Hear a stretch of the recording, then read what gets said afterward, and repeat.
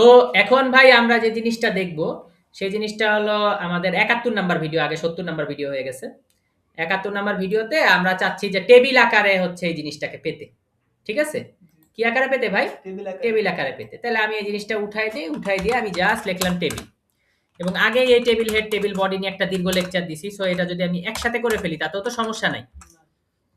আচ্ছা। হ্যাঁ, তো টেবিল রো, টেবিল ডাটা এবং টেবিল ডাটায় আমরা ফার্স্টে লিখলাম হচ্ছে আইডি, নেম। জি ভাই, টেবিল হেড, হ্যাঁ এটা ভালো কথা বলছেন। টেবিল হেড তারপরে ডেটা, তাহলে table head, name, ID, S, আর হচ্ছে আমাদের রেটিং।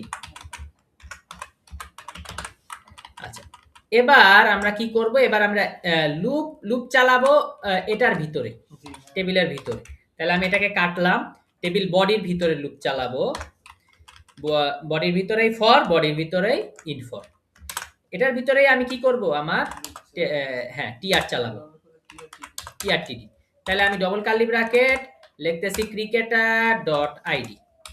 দেখি আমি ক্রিকেটারের আইডি গুলো পাই কিনা।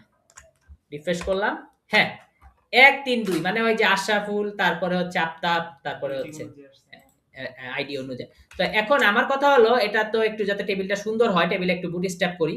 আমরা টেবিলে বুটস্ট্র্যাপ কিভাবে করি, আমরা জাস্ট টেবিল কথাটা লিখে দিলেই সুন্দরভাবে একটু টেবিলটা ছড়ানো ছিটানো হয়ে গেল।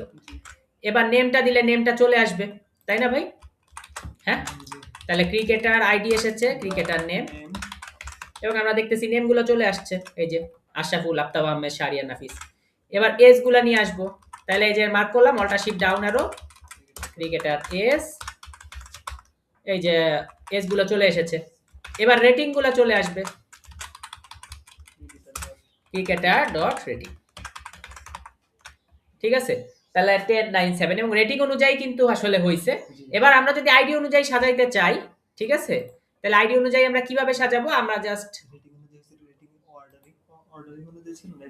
হ্যাঁ রেটিং এ অর্ডার অনুযায়ী ছিল।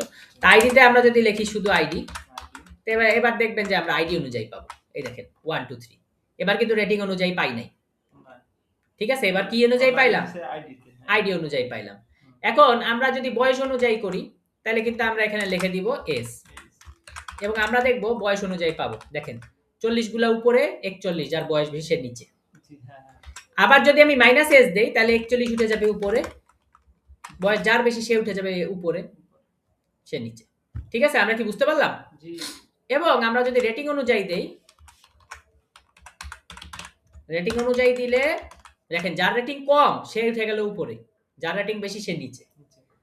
আবার আমরা যদি মাইনাস রেটিং অনুযায়ী দেই তাহলে কি হবে, মানে বেশিগুলা উপরে, কমগুলা নিচে। ঠিক আছে ভাই, তাহলে আমরা এখানে শিখলাম কিভাবে টেবিল ইউজ করে ক্রিকেটারদের পাওয়া যায়। ঠিক আছে, আমরা কি বুঝতে পারলাম? আচ্ছা, ওকে, তাহলে আমাদের পরের ভিডিওতে দেখা হচ্ছে।